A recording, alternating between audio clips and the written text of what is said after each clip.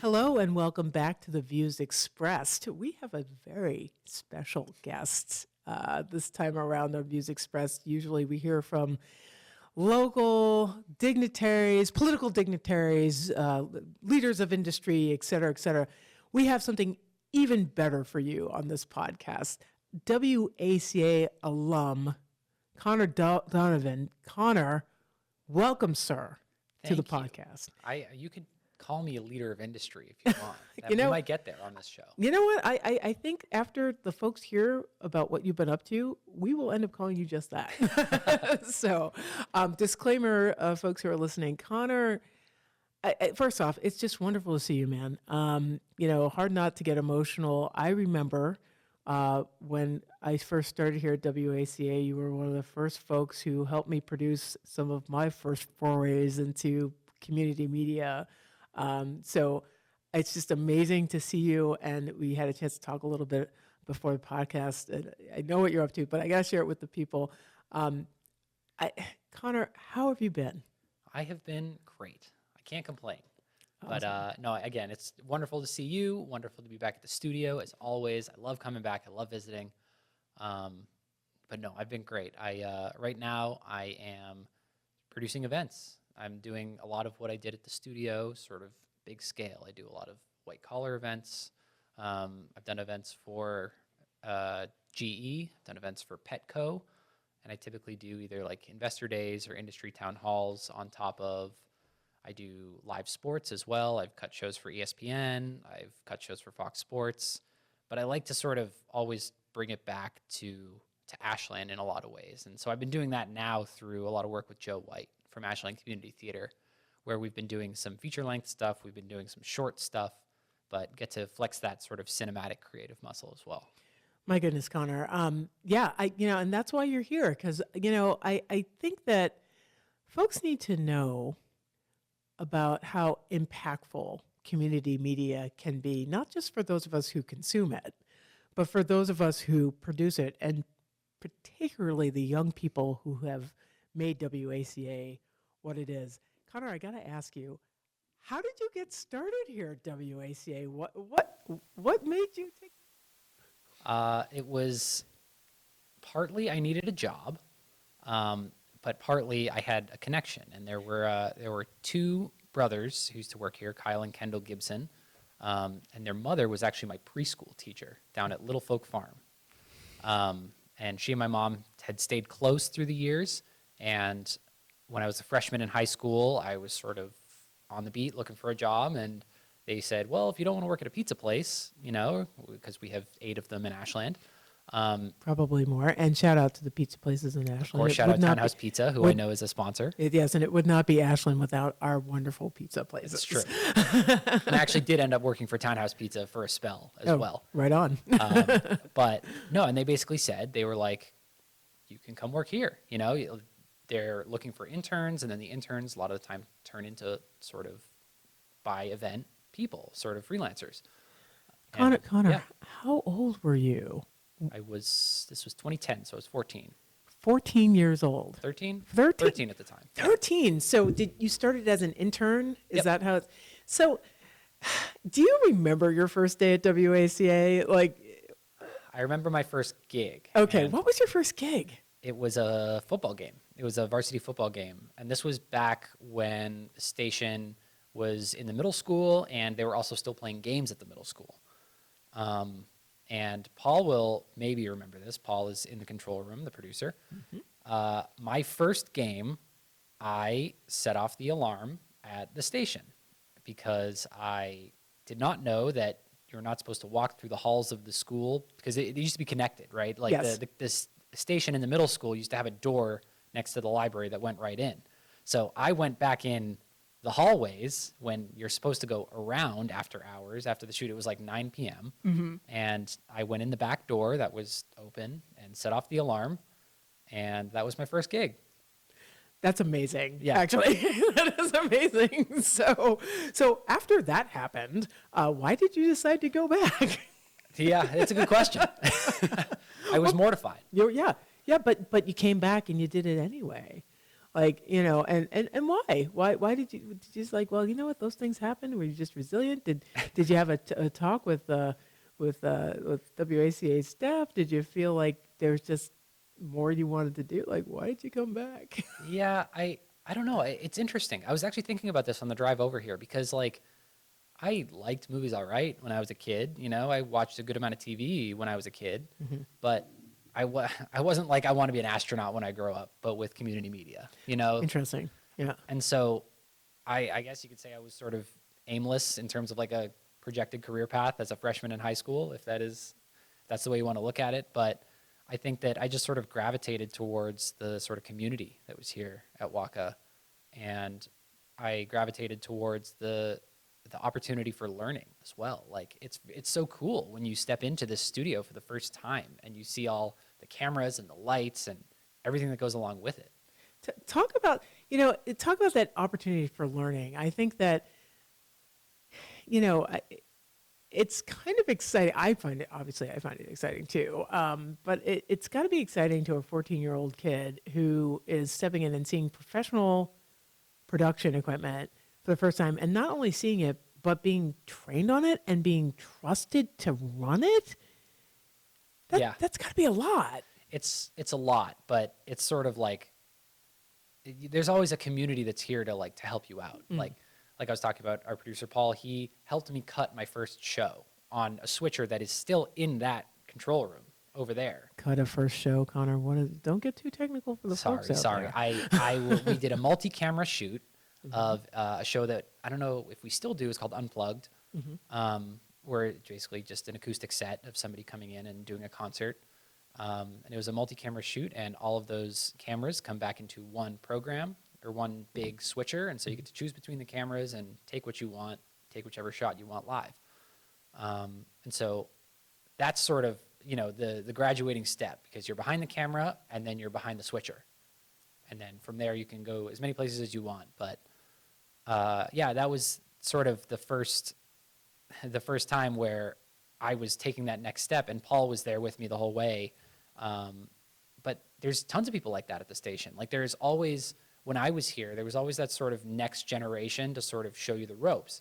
Like if you didn't know what white balancing was on a camera, they'll teach you. If you don't know what gain was, if you don't know what an ND filter was, they'll teach you every single thing you need to know about a camera when you're on site, so you get to learn by doing. And I always thought that was so important. I want to talk a little bit more about your personal and professional journey and your academic journey after WACA, but I do want to ask you a question. Nowadays, with the advent of YouTube, with the advent of cheaper production, and I'd like you to talk a little bit about technological leaps and bounds that you've seen when you were here at the station too. But right now, I think a lot of folks feel like, well, why would I need to train on this kind of equipment? I have an iPhone. I can just point it at myself and start a YouTube channel, and then like 2 years later, I'll be Mr. Beast. Like, is that how it works? I mean, I think Mr. Beast himself would tell you that's not how it works. Really? Like I hate to get on a high horse, but it's like, not that influencers are not broadcast, right? It's what's the difference? The difference is it's like there's advantages to be garnered from both, right? Like if you were an influencer moving into the broadcast world, there's absolutely things that you can take from being an influencer. Heck, I was a podcaster for a while in college, and I still use the sort of stuff that I learned, the programs that I used, the sort of audio expertise that I gained from that. I use that on site whenever I'm tasked with programming audio. But, there is sort of that leap that still needs to be taken into the sort of professional broadcast realm. And as much as iPhone commercials would have you believe, like, iPhones are not broadcast cameras. And I believe everything I watch on television. Connor, yeah, so whenever they say shot on right? iPhone, like, sure, it was shot on iPhone, but, like, there's more to it than that. Well, I mean, it may have been shot on iPhone, and these iPhones are great, but there's also probably, stabilizers. There's also probably mics, or it's not just someone holding up their iPhone and shooting a movie from that. And I think that's to your point, right? Like that's the difference between capturing, a broadcast quality experience as opposed to being an influencer and just kind of going live in kind of like a raw kind of context. So to build on that, I think if you do want to be an influencer, or if you do want to maximize your YouTube presence, for folks who are interested in doing that, why would volunteering at WACA even be helpful or relevant to the new world of, internet? I don't want to say broadcast because it's not broadcast per se, but the influencer space, the social media space. Like, are these skills transferable? I mean, is the training you get here at community media still relevant? Yeah, I mean, I do want to say that, like, I think that it is overall, I don't want to sound like pretentious, because like I do think it's a good thing that the playing field is leveled in a lot of ways for creatives who want to get into broadcast, right? It's just like making that distinction between, like, if you're getting hired for like this, 6-figure event, like it's not going to be covered by iPhones, right? I think that's just but Yeah. it's also great because, one of the directors who's not nominated for an Oscar, Sean Baker, he shot one of his movies on an iPhone, and it's a brilliant film. It's called Tangerine. Okay. And it's like, it's good that the playing field is sort of even and leveled for people who want to get into the industry, in quotes, I suppose, or like Right. even be creative, right? Right. But I think that it's worth stressing that, like, community access is right there with them. Like the advances that WACA has made in sort of taking that next step, like WACA has a social media presence. WACA does live streaming. WACA is on all digital software mixers now. Like, they're also taking the next step. It's not like we're shooting on film here while everyone else is shooting on iPhones. It's Right. if you want sort of transferable skills in stuff like social media, like if you want to be an influencer, you still got to edit your video, right? And like an Adobe Creative Cloud subscriptions, if you want to edit on Premiere, that's real expensive. That's like, more than $300 a year. And so if you're a kid who wants to be an influencer, WACA's got free Creative Cloud subscriptions here. You can come in and you can edit and learn how to use Premiere or Photoshop or After Effects or anything that you need to do, because like they're keeping up. Skills that, speaking of transferable skills that could develop you professionally and academically. So I want to loop back to your journey a little bit. So you're doing WACA stuff in high school, and then it's college time. It's time to go to school. What did you study in undergrad? Yeah, I went to UMass Amherst and I studied communications and film studies and theater. So those were my sort of, I started off with communications just because as much as I loved WACA, I wanted something that was sort of broad, right? I wanted something that was going to cover multiple disciplines and sort of set me up for maybe a pivot if I realized that I don't really want to do broadcast. It's still broad enough that it gives me some wiggle room. But as I sort of, I also, during every summer and during every winter break and spring break, I would come back here and I would work for WACA. I would do basketball games. I would do graduation in the spring. So You I would do stayed, public affairs programming. I would Thank you very do much, Connor. tons of public affairs programming. I would do every government meeting under the sun, Yep. Yep. So I stayed an active member of WACA when I was in school, and that's sort of when I realized, I was like, yeah, I think this is my thing. I think I want to really, and that's when I added the film studies major. Wow. That's when I added the theater major, just because there are also transferable skills from, the stage to broadcast. I got to ask you, Connor, like, you've learned a lot of technical skills here at WACA, and it sounds like obviously it's been very influential on your career decisions and what you're doing right now. What other sort of lessons did you learn being part of the WACA community, insofar as working with others, et cetera, et cetera? Anything you want to talk about there? Yeah, I mean, soft skills are the name of the game, right? I mean, like, it can't just be sitting behind a camera. You need to be able to ask the right questions. Like, when it was 2010 and when I had no idea what to do behind a camera, I had to have the sort of advocacy for myself to be able to say, Paul, what is shutter speed? How do I white balance this? And from, moving on further, it's like when you're the guy behind the switcher, when you're sort of the director, the producer, as if you work at WACA long enough, you're going to get to that point. Then you need to be sort of in touch with hosts like yourself. You need to be able to communicate a lot of technical information to hosts. You need to be able to produce the show and like tell the hosts how to produce the show in a lot of ways. And that extends, you know, that I work with clients all the time where I'm technically the producer on these shows, and I have to communicate and distill information into sort of digestible ways so they can look at it, because these might not be people that are sort of broadcast oriented, and that's okay, but like that's why they bring me in, right? Right. So I think that and WACA like allows for that sort of career growth and like personal growth as well, but at the end of the day, it's, I think, adaptability is the biggest thing that WACA teaches.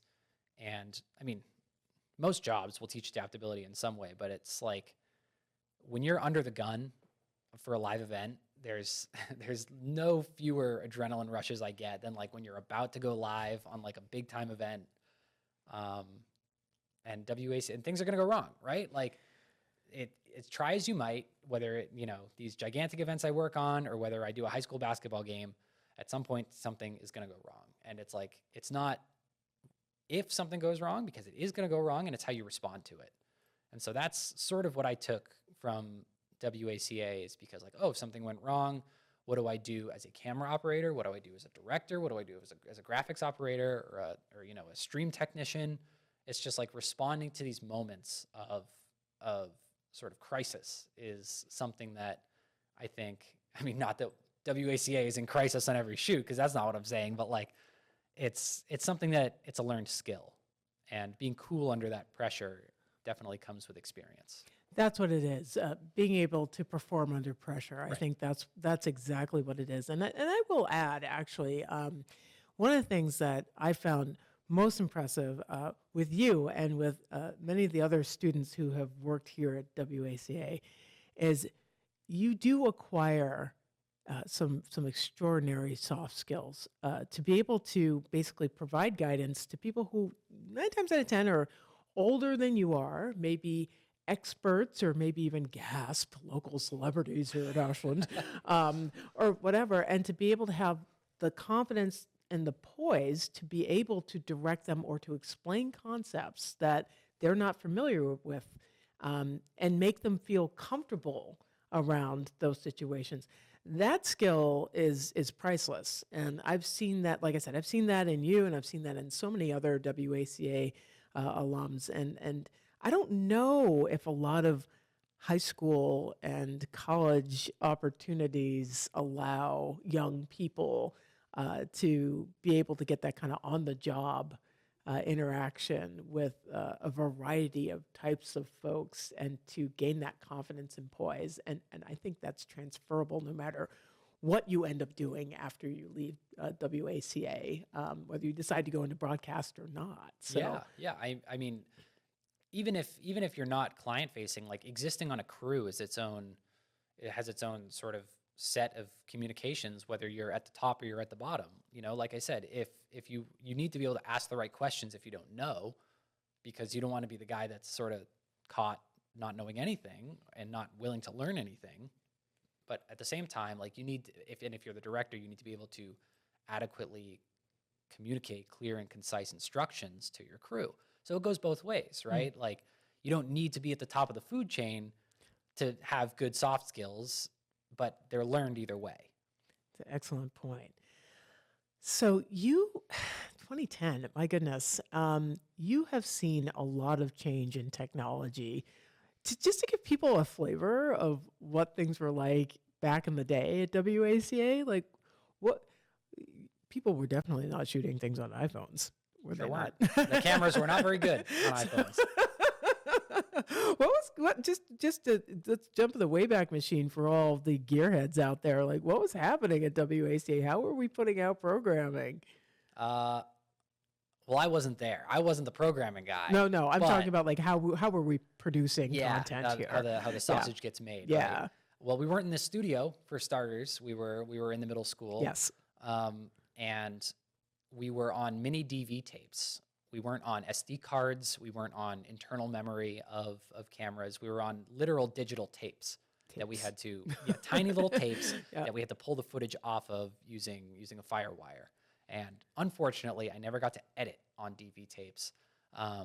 But it was one of those things where, you had to slot the tape in the camera, you had to push record, and eventually we got to SD cards a couple years later, which are sort of what we use on everything nowadays. But even stuff like these LED lights, these were, tungsten. These were like very much not LED. They were old lights in the old studio, and we still got them up in the attic. Wow. Yeah. I mean, it's just, and you're a young person. Yeah, right. This is 2010, Right. So this was just 2010. So the leaps and bounds technologically that we've seen just in media, and now like you can theoretically set something up that's broadcast quality, like in your garage if you know what you're doing. So, but like even back then, I don't think that would be even something. And I'm just I am actually just personally trying to get my head around like trying to edit with tape at this point, and like I just don't. Yeah, I mean, I wish I did it so I could tell you. Yeah. Because it's a whole different frontier of sort of, we're so used to just being able to plop things in computers and pull the footage right there. There was no live streaming either, right? Yeah, I mean, I think WACA, they would live broadcast football games, but there was, we couldn't just bring It wasn't going on the internet. It wasn't on the internet, Yeah, right? yeah, I mean- It was live on the channel, but it wasn't live on the internet, and so that's another big advent of sort of live streaming being commonplace, and sort of we went through a lot of iterations, both here and I worked with HCAM in Hopkinton. We went through a lot of iterations of how do we do sports games, how do we do government meetings, what is the best technology, what is the best company that is sort of pushing the live stream game forward right now. And for a number of years, we used a company called Livestream. Yes. Which was a subsidiary of Vimeo at the time. Yes. And there were these little red boxes. And that's how we streamed select board meetings. That's how we streamed, Board of Health, everything through these little boxes. Whereas nowadays, it's like that company doesn't even exist anymore. So I think it's being adaptable in that sense too. It's always because, in my opinion, the industry is going to leave you behind if you're not like willing to look for the next thing, and being diversifying yourself across all these different like companies. Because we were talking about video switchers earlier. There's a million video switchers. Like that broadcast picks video switcher in there that I learned to cut on is like it's not industry standard. There's a million different other video switchers that you need to get acquainted with because you're going to run into a million different switchers on site. I have to ask you, and this is a bit of a curveball. Some folks out there are probably thinking, well, that sounds really great, but like AI is going to take over everything. So what's the point? Like my kid might want to go down to the community media and do whatever, but like, what's the point? Like they shouldn't have to learn these essentials or these basics because humans aren't going to be involved in any of the stuff like tomorrow. What are your thoughts on that? I will preface this by saying I am an AI hater. Okay, fair enough. I am a hater. All right. Why? Why are you a hater?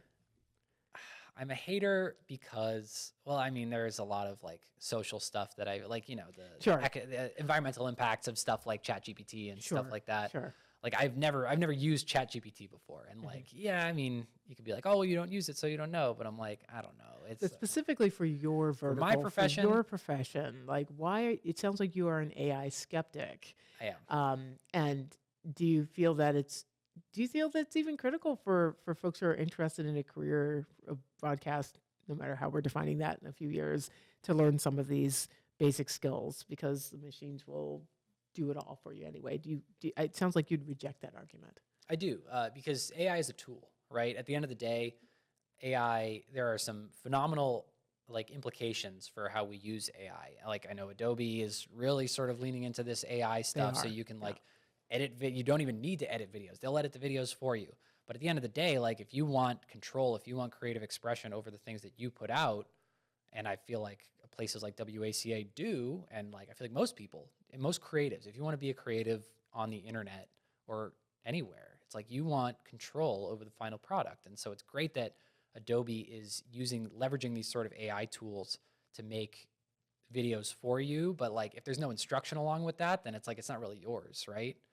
Interesting. And Yeah, so I think, you could make the argument that as a beginner, it might be helpful to use some of these tools just to get your content out there. But to your point, it, you know, there's a maturation, of being creative. Like you might just from purely utilitarian purposes say like, okay, this is going to allow me to get this out quickly and maybe I don't have any support or help.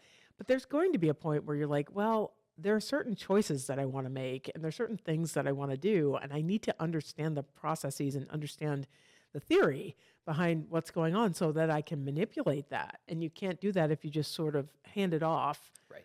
And so, what I'm hearing is that, as amazing as this technology might be, there's still the need to understand the basics. Yeah, I mean, and there's the need for human hands behind a lot of this stuff at the end of the day.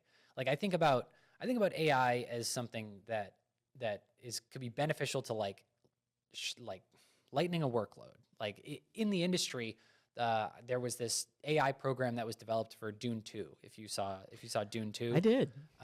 So in Dune 1, all of the eyes of the Fremen, they have blue eyes, Yeah, blue right? eyes, yeah. They manually had to track the blue on their eyes for every single frame of that movie. They had VFX people wow. track the blue onto their eyes for every single shot of that movie. And that was hours That's a hours lot. of work. Yeah. And money, even if you're Yeah. thinking about from the studio's perspective, we Sure. have to pay all these people to track the blue onto these people's eyes. So they created an AI that will detect the eyes of specified characters in a shot. And because there was, I mean, no spoilers, a lot more Fremen in Dune 2, right? Right. There were a lot more of these characters that Yes. needed the blue on their eyes. Yes. They developed a program that will automatically detect eyes and put the blue on it. So that's something that like, it's AI, but it's using sort of artificial intelligence, sort of generative technology to lighten the workload rather than sort of take all the creative control away For from something. repetitive tasks that, don't really kind of aren't going to help you develop your skill per se. You see it as a very valid use of it. So you're not. It doesn't sound like you're a hater. I think it sounds like you're someone who actually is kind of thinking very closely about like what are the practical uses and what are some of the ethical uses too. Like not to substitute human creativity, but to help enhance it by taking care of some of the lower level tasks that nobody really wants to do. Yeah, and I mean, I can't tell you how many times that I've had to quote a job for people, and they say, oh well, do we need a camera operator? Can't we just set Wow. a static camera somewhere and let it go? Or even if you think about something like robotic cameras, PTZ cameras, which we have at the town hall, right? It's like, yeah, you could have one person controlling 4 PTZ cameras, but you can tell they're PTZ cameras, right? Like unless you have a very skilled operator, unless you have like top of the line, robotic camera technology, most of the time you're going to be able to tell that there's not a human operating that camera. And like most of the time people are going to be able to tell if you didn't pay a camera operator and you just have a static camera sitting there for a 90-minute show, Right. A lot of the time it's just like, you kind of just need the person. You need an individual to do the job. Interesting, and a lot to think about. We're getting close to our time, so I want to bring it back to maybe a couple of WACA memories. I need to ask you, Connor, can you share an experience here, like just something that happened that sort of influenced the way that you sort of viewed your career path or influenced what you wanted to do? If you could point to like maybe one instance here, one incident or one occurrence here that sort of that sticks in your mind, what would it be? That's a good question. I was never much of a sports guy growing up, but I think that when I did my first basketball game, when I was on site for my first basketball game, that really sort of sparked something within me where now, like, I wouldn't call myself a huge sports guy, but I'm very into basketball, and I'm very into live production when it comes to sports. I do the professional ultimate frisbee team here in Boston. I'm the lead producer for that, and so, you know, there needs to be a sort of kineticism to sports, and I really gravitated towards that. And even, you know, watching stuff like, you know, we're taping this the day after the Super Bowl, you know, seeing all the technology that comes around with a gigantic production like Super Bowl. Yeah. There's always innovations. And I mean, I remember when the Olympics came along in 2016, the Summer Olympics, Paul was telling me how he knew the guy that, or he knew of a guy that developed the technology so cameras could submerge in water without bubbles getting in front of the lens for diving, because they need to follow them into the water. And so like stuff like that, there's technological innovation, and there's so many like creative choices that go into every single like cut and replay and everything behind. And so I think that my first basketball game, I really sort of experienced that, where, you know, when you hear like, oh, camera 1, camera 2, camera 3, and you're sort of caught up in following the action, if there's a shot going up, if there's like a layup or even like a foul shot. I remember I thought it was the coolest thing where we were all wired. We weren't wireless at that time. And we had this camera on a dolly, on a wheeled dolly. And whenever a player would take a foul shot, we would wheel the dolly out to sort of right under the basket. And so that camera would stay in the corner until someone was taking a foul shot. We'd wheel him out so we can get that front-on shot of the player right before he takes the free throw. And I thought that was the coolest thing, because it's such an added dynamic to see this player's face and see the visible emotion he has right before he shoots, right? And so, I don't know, stuff like that really sort of made me fall in love with shooting sports. That's amazing. You know, I'm just listening to you, Connor, and I'm thinking of any folks in the community who might be interested in coming on down to experience producing, creating, you know, content for community media.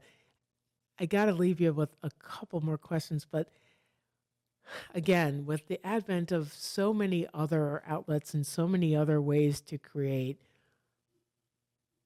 what is the place of community media going forward here in Ashland and other communities? Does it matter? I mean, I'm very biased. I think it does matter.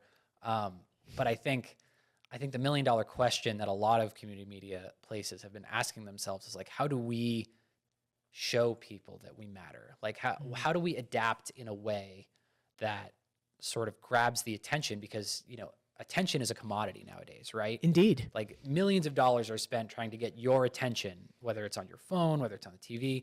And so like, where does community media fall in that ecosystem? And I think that's a fair question, but I think community media is also more than like, community media doesn't need to be able to grab your attention, because I think it's important as it exists on its own, right? It's an outlet for people to be creative. Like, you could come in and you can start a show if you don't want to be, but like we've been talking about behind the camera, right? The whole show. But like, if you want to come in and host your own show, you could do that. If you have something to say. Yes, you can. You can. Like you absolutely, you can come in here, you can, you know, talk to me or to Paul or anybody who's working, and you can come in and we'll show you the ropes and we'll show you how to host a show. If you want to get into broadcasting on the other side of the camera, this is a valuable place.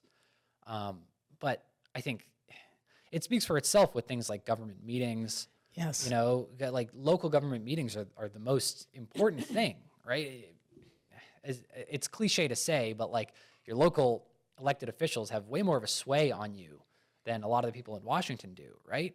And so being a plugged in community member involves sometimes sitting down watching those select board meetings that we put out. Hopefully more than sometimes. But I couldn't agree with you more. And I think in today's crazy media landscape, one thing that is missing or is neglected and has been, you know, resources that have been slowly being cut away from are coverage of local events.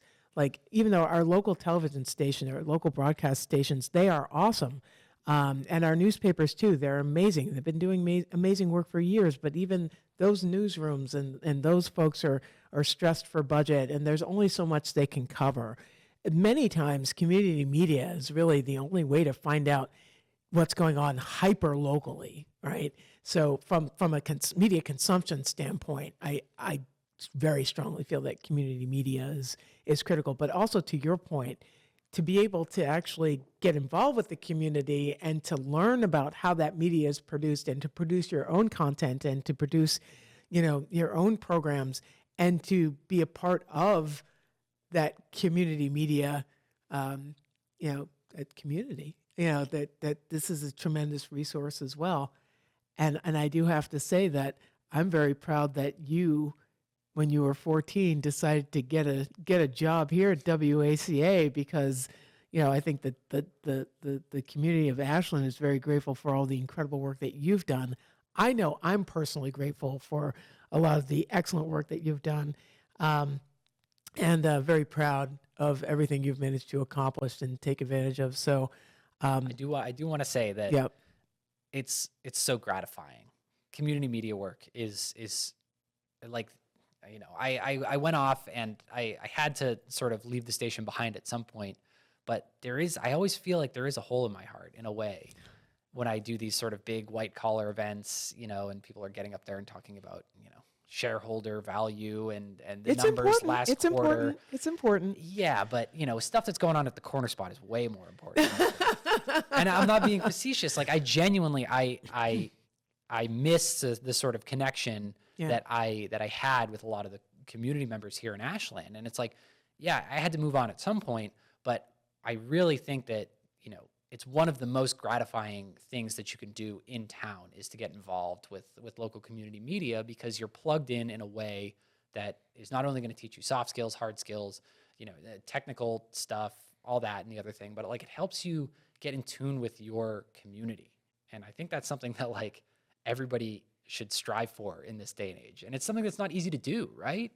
Like we're talking about, your attention being a commodity, but it's like what community is something that I feel like is slowly, I don't know my neighbors.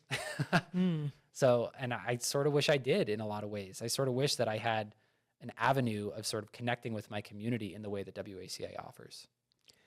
I can't think of a better way to end our discussion, although I will say that, you can have both. And the fact that we actually got you back here to talk about your experience with WACA means that you'll always obviously have a home here at WACA and you'll always have a community here. And you can go off and do your great corporate jobs and help those folks do whatever they need to do. But we'll be eternally grateful for you here, Connor. Mr. Donovan, thank you so much for joining us on The Views Expressed. Thank you. Really appreciate it.